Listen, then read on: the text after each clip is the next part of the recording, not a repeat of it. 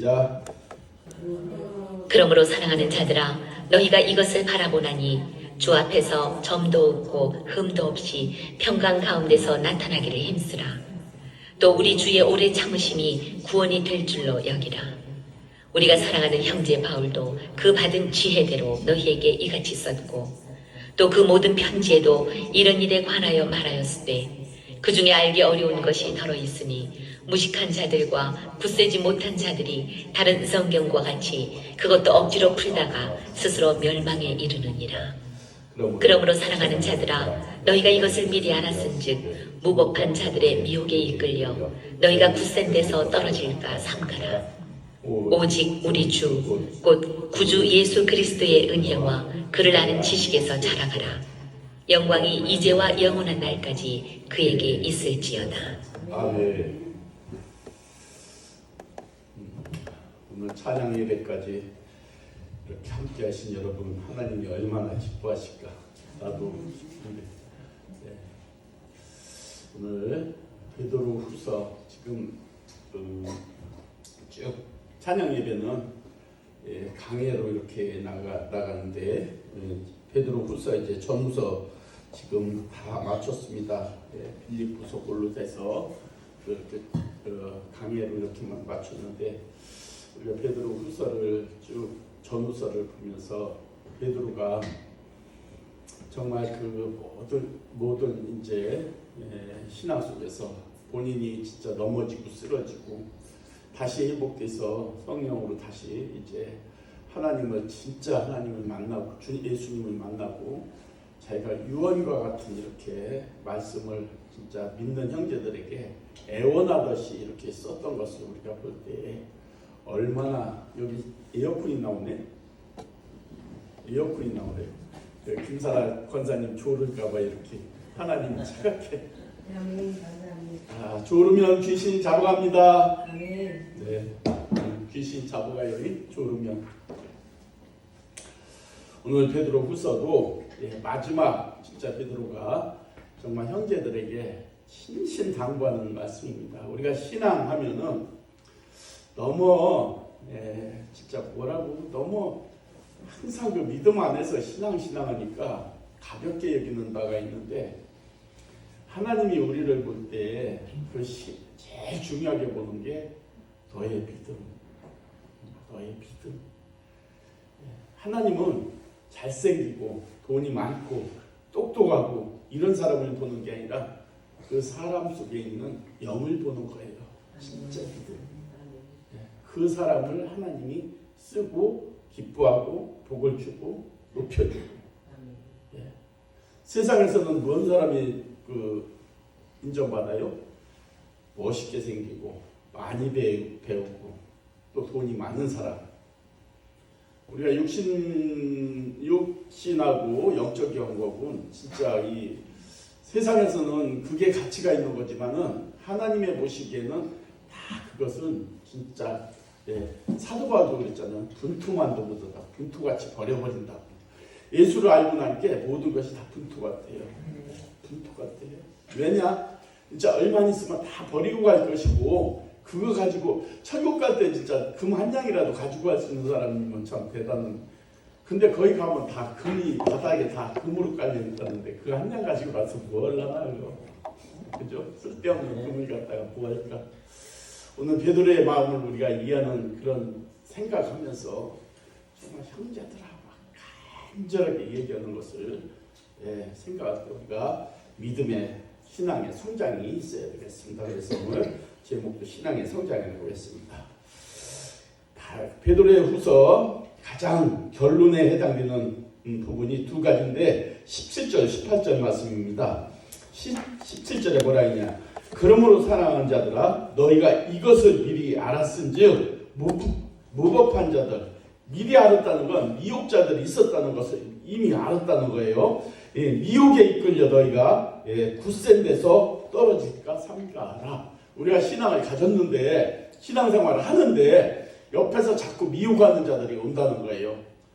보이지 않게 오는 거예요. 이단도 오고 신천지도 오고 또 세상 사람 이런 이제 이방신들도 오고 이런 거로 우리를 신앙에서 믿음에서 떨어지게 하려고 그렇게 유혹이 있는데 이런 데서 너희가 삼가 조심하라는 것입니다. 그리고 18절에 뭐라 했습니까? 오직 우리 주 곧 예수 그리스도의 은혜와 그를 아는 지식에 자라가라. 이 신앙의 성장에 자라가야 돼요. 생명 있는 것은 다 자라야 돼요. 물고기도 태어나면 요만했던 게 이만해지고 이렇게 크잖아요. 나무도 심으면 요만하게 막 커서 나무 열매를 맺잖아요. 하물며 인간에게 사람에게 신앙이 안 자란다면은 죽은 나무만 듣던 거예요. 예수님도 무화과 나무를 보면서 기다렸잖아요. 3년은 동안 기다렸는데 그게 무화과가 없는 것을 보고 뽑아버리라고. 우리도 하나님이 신앙이 자라지 않으면은 하나님께서 그랬잖아요. 뽑아버리라. 그러니까 예수님께서 올해만 좀 기다려 보세요. 말씀으로 열심히 정말 두루 파고서 걸음을 줄 테니까 이게 말씀으로 먹일 테니까 1년간 기다려 보세요. 그리고 1년 기다려 봐서 만약에 열매가 없으면 그때 뽑아버립시다. 그러는 거예요. 여러분들이 이 말씀을 들을 때 정말로 그 마음이 좀 바로 서는 분들은 말씀을 정말로 하나님의 말씀으로 받아들여요. 근데 그렇게 안 받는 분들이 신앙 말씀을 아무리 들어도 성장하지 않는 경우가 있어요. 그래서 우리가 조심해야 할 것이 굳센 데서 떨어질까 조심해라. 그리고 예수 그리스도의 은혜와 그를 아는 지식 자라가라. 아는 지식이 뭐냐면 성경이에요. 세상 지식, 학벌 이런 게 아니라 성경. 이 말씀은 우리에게 안정된 신앙생활을 강조하고 있는 말씀입니다. 굳센 믿음에서 떨어질까 조심해라. 또 그를 아는 지식에서 자라가라. 이사야 26장에도 주께서 심지가 견고한 자를 평강하도록 지켜주신다고 했습니다. 우리가 믿음에 굳게 서 있으면은 하나님께서 주님께서 그 믿음에서 심지가 굳게 지켜주시는 거예요. 다른 것으로 지켜주는 것이 아니라 믿음으로 우리가 굳건히 자신 지킬 수가 있는 것입니다. 과거에 믿음이 좋았어도 현재가 중요한 거예요. 또 지금보다 나중이 중요한 거예요. 우리가 뭐요? 처음도 중요하지만 빨리 말해요. 끝이 더 중요하다. 처음도 중요하지만 끝이 중요해요. 우리가 잘 가다가 천당 밑에서 900당에서 딱 떨어지면 어떻게 돼요? 그냥 못 가는 거예요. 우리가 지금 진짜 주저주저 하더라도 이제부터 진짜 가면은 끝까지 잘 가야 되는 거예요.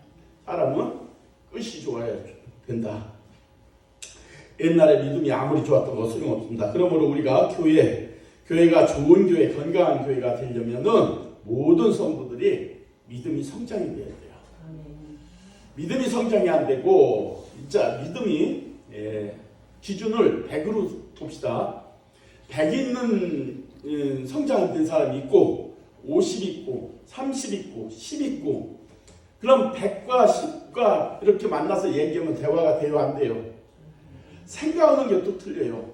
이렇게 성장한 사람의 생각과 10을 가지고 있는 그 믿음을 가진 사람과 이렇게 생각하는 게 틀려. 그러면 이 대화가 안 되듯이 그 무슨 생각조차 모든 하는 일이 하나가 될 수가 있어요 없어요? 안 되는 거예요. 자꾸 틀어지는 거예요. 그래서 우리가 다 같이 성장을 해야 돼요. 먼저 성장하는 사람들은 성장이 안 된 사람들을 이끌어줘야 돼요. 보듬어줘야 돼요. 아기와 같이 살펴줘야 돼요. 너구는 상대가 안 해. 대화가 안 돼. 단절하는 것이 아니라 부모의 마음으로 이끌어주는 거예요. 권사는 성도의 어머니와 같은 거예요. 장로는 아버지와 같은 사람이 되어야 되는 거고 안수 집사는 큰 형님과 같이 이렇게 되어야 되는 거예요. 그랬을 때 교회가 성장이 되는 거예요. 다 100은 될 수가 없잖아요. 다 50이 될 수 없고 다 10이 될 수가 없는 거잖아요. 근데 그것이 하나가 될 수가 있는 것이 뭐냐면은 돌봄, 같이 양육, 또 섬김 이런 거로 하나가 되는 거예요. 표가 안 나는 거예요. 똑똑한 사람도 표가 안 나요. 아주 부족한 사람도 표가 안 나. 왜? 다 덮어주기 때문에.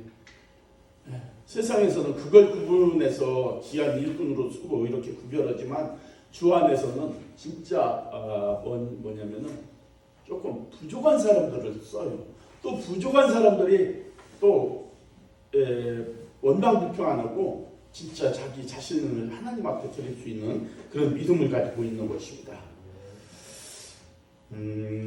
그리고 첫 번째 베드로는 안정된 신앙생활을 강조하고 있는 것입니다. 그래서 누가복음 18장에서도 항상 기도하고 낙심하지 말라고 했고 영어 성경에는 낙심이라는 것이 뭐냐면 졸도, 까무러치는 거예요. 졸도라고 하는 거예요. 우리가 항상 기도하라는 것은 우리가 어떻게 쉬지 말고 항상 기도할 수가 있는가? 우리가 말씀과 기도와 주님 생각으로 그것을 벗어나지 말라는 거예요. 여기서 벗어나는 게 세상이고 세상에서 여기 말씀에서 벗어나면 바로 세상이기 때문에 세상 밖으로 나가지 말라는 거나 마찬가지예요. 갈라디아서 6장 9절에 우리가 선을 행하되 낙심하지 말지니 라고 했습니다. 우리는 교회에서도 진짜 선한 일을 해야 되지만 세상에서도 선한 일을 해야 돼요. 근데 낙심하지 말라는 것은 선한 일을 할 때 내가 억울한 일을 당한다는 거예요. 여러분도 또 옆 사람 그 세상에서도 선한 일을 하려고 노력을 할 거예요. 진짜 내가 예수 믿으니까 선하게 살아야지, 선한 일을 해야지, 남한테 욕하지 말아야지, 잘해야지 이렇게 하는데 옆 사람은 그것도 생각지도 안 하고 막 쿡쿡 찔러대네. 옆구리도 찔리고 막 어디도 막 찔르고 그래가지고 그 마음에 상처를 주네. 근데 주님은 낙심하지 말래요. 낙심하지 말라는 게 뭐냐면은 낙심하지 않으면 때가 되면은 또 포기하지 않으면 때가 되면은 이루어 주신다는 거예요. 누가? 하나님이. 그리고 히브리서 3장에도 봐도 우리가 시작할 때 확신한 것을 끝까지 견고히 잡고 있으면 그리스도와 함께 참여한 자가 되리라 했습니다. 끝까지 뭐요? 항상 우리가 가는 길엔 어려움이 있다는 거예요. 끝까지 참고 견디면 열매를 맺는다는 거예요.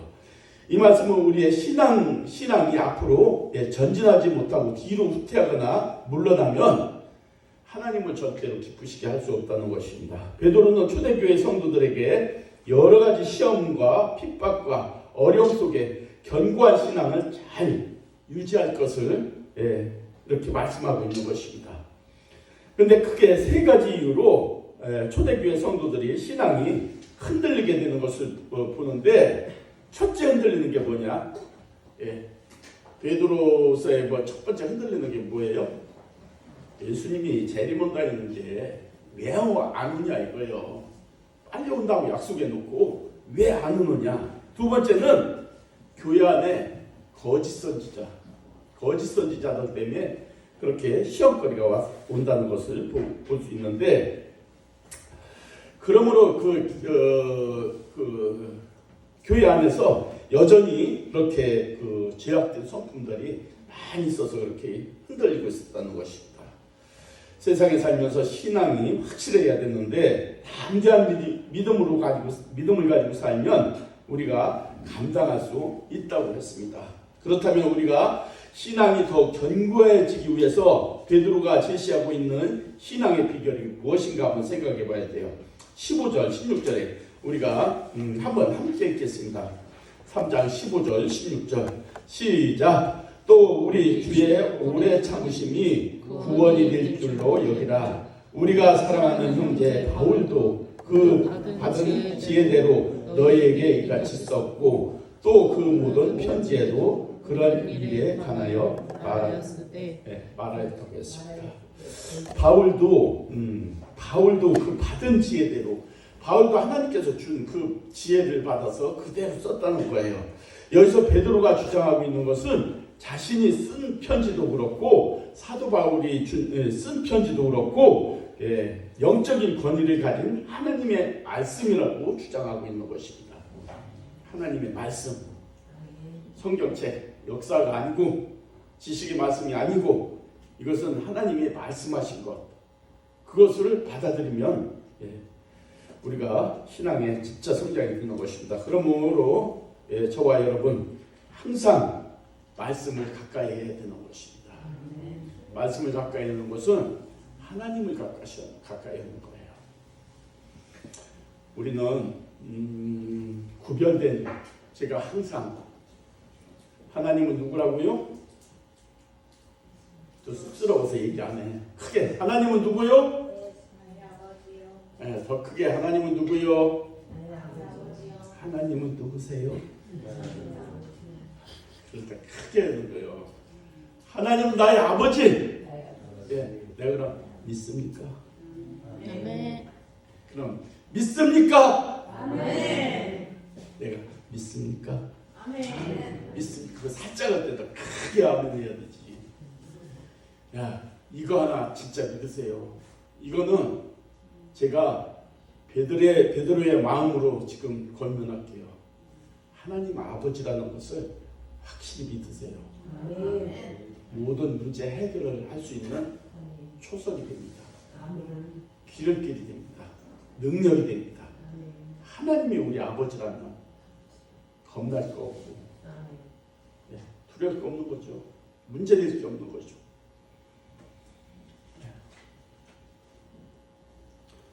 아버지가 세상에서는 조금만 땡 있어도 막 어깨 쫙 펴고 막 큰 소리 치고 살아가는데 우리는 영적인 아버지가 있어도 그냥 아버지가 저 우주 밖에 있는 그런 진짜 눈 감고 계신 하나님으로 생각하고 우리 기도할 때 뭐라고 해요? 내 바로 앞에서 들으시는 하나님 앞에 내가 지금 기도하고 있는 거라고. 우주 밖에 있는 그런 하나님이 아니라 내 앞에서 내 기도를 듣고 지금 응답하시려고 가까이 와 계신 하나님, 성령 하나님이 나와 지금 내 속에서 같이 동행하시고 기쁜 일 하면 여기서 기뻐하고 또 죄를 지면 여기서 가슴이 아파지고 그 성령께서 내 안에 오셔서 동행하고 있는데 그 우리가 인지하지 못하고 살아갈 때 뭐요? 무지하다고 합니다. 무지하다고. 우리가 이걸 깨닫고 살아가면 하나님이 기뻐하고 동행하는 거예요.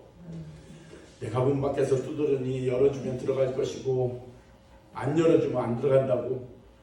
밖엔 문고리가 없다고. 인간 너에게 자유의지를 줬는데 믿으면 살고 안 믿으면 죽는다고. 안 믿으면 죽는데요. 살아있다 이름은 가졌는데 죽은 자로다. 이 세상에서는 육신은 살지만 영으로는 죽은 자로다. 이름은 살아있다는 이름을 가졌대요. 근데 영적으로 보면 죽었대요. 그게 하나님은 최고의 축복은 하나님 진짜 영적인 축복을 받는 거예요. 그래야만이 우리가 하나님의 진짜 사랑을 받는 거예요.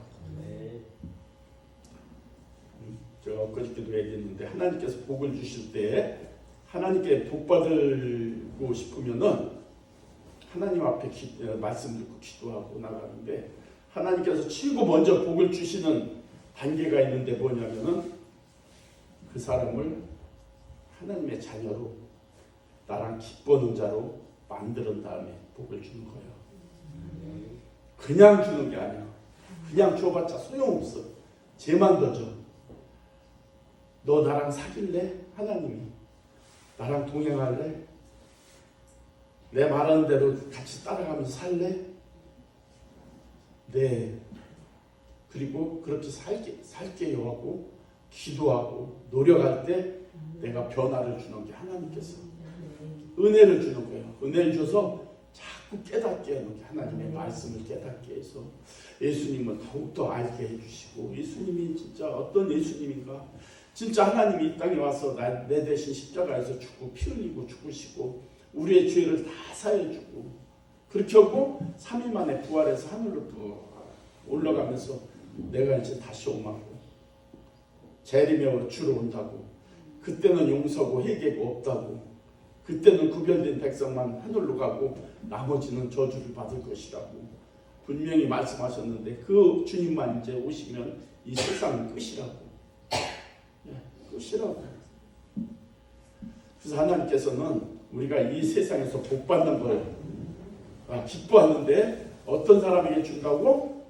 변화된 사람, 받을 수 있는 자격을 갖춘 사람, 그 사람한테는 무지한 복을 주는 거예요. 원하는 대로 너 기도만 해라, 말만 해라, 말만 해라.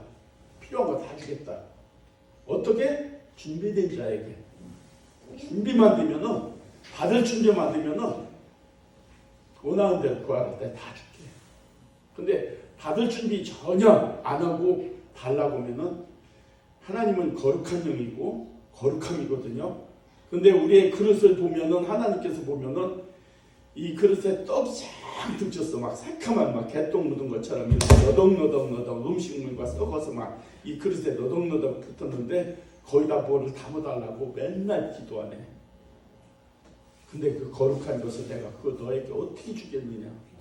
그걸 좀 시발 닦아라. 내가 얼마든지 줄 테니까. 원하는 대로 줄 테니까 그 그릇 좀 또 마음의 그릇